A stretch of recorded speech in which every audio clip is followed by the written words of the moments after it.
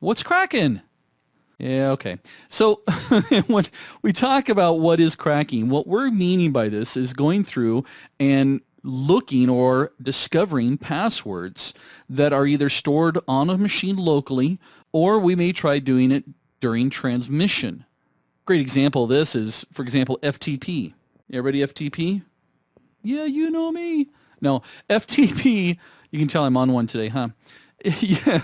So when you log into an FTP server, your username and password, at least the default, is to transmit that in clear text. Well, obviously that's something that maybe I could pick up. So usually people ask me, Dale, is there really a good reason for cracking? Yeah, there is.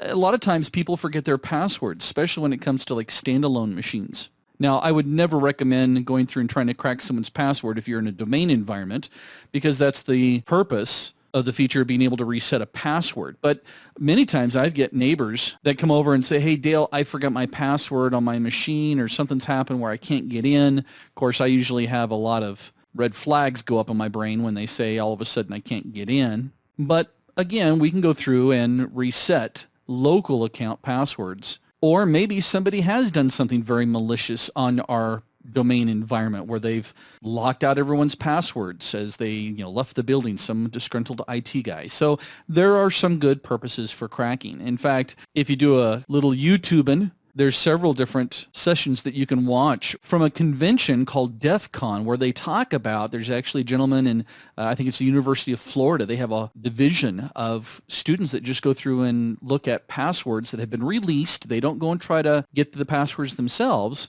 but they go through and grab ones that people have posted because an attacker may have actually gone out and released it to the general public, and they'll take those hashes and crack them. And what it does for them is they don't actually go to verify it because they get funding from the government as well as several corporate 500 companies to do this type of research.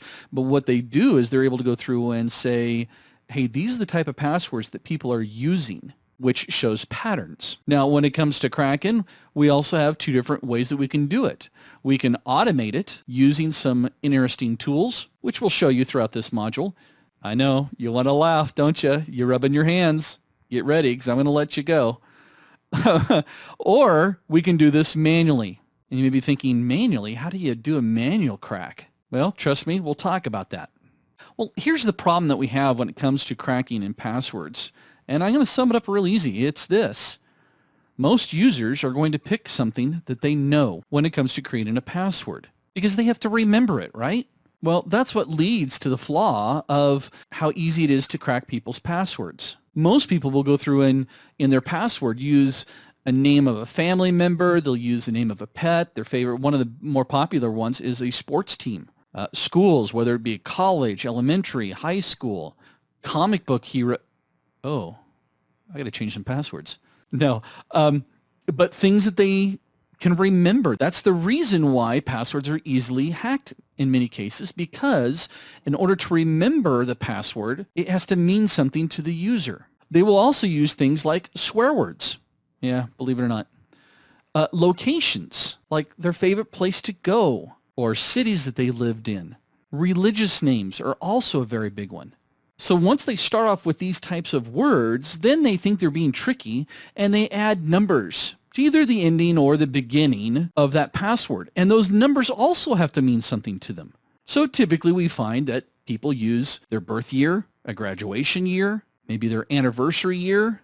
I don't use that one because I don't remember when I got married. Uh-oh, don't tell my wife I just said that.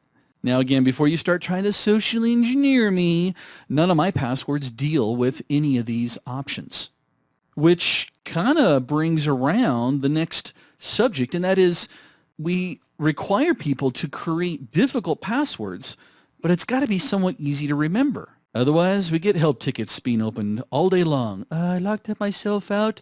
Dale, I don't remember my password. So, in my book, as far as a proper password policy is concerned, we typically rely on three different options. And that is, one, something you are, like biometrics, a thumbprint, retinal scan.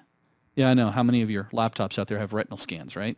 Okay, maybe some of them, but not everybody. In fact, that's one of the exciting things about Windows 10 is that Microsoft is building into it biometrics, and it's not biometrics that can be tricked very easily. If your laptop or tablet has a camera on it, it actually can use your face to log you in. And don't worry, they've done it with a three-dimensional aspect. It's something that they learned from, got to give props to Xbox. Remember the Kinect? Well, the Kinect does a three-dimensional recognition of your face and obviously sometimes your body, which is really scary if it's looking at my body. But what they've learned is that they've created the technology that if you hold up a picture of my face in front of the camera, it sees it as a flat structure and it realizes there's no depth. Yeah, I know. Insert your own joke on that one, right?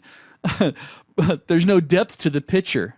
The demo they actually show you is the gentleman holds a picture of himself up in front of his face, and the laptop doesn't log him in. He removes the picture, so his face is exposed, and the laptop immediately logs him in. So that's kind of cool, because it's not like somebody can steal your biometrics. Well, unless they're cutting your finger off, and that's a whole nother issue. There's also something you have, which is another option, which would be something like, we call them cat cards. You know, like how you have to swipe a card. I've been on several military bases where they have these cards that you place inside the keyboard. It's kind of cool. It looks like a credit card type swipe device, but it just holds the card and they put it right in there and that logs them in. But again, you have a problem with cat cards or with something that you have because somebody can steal that. And that's why we also like to think about or utilize something you know, which would be a password.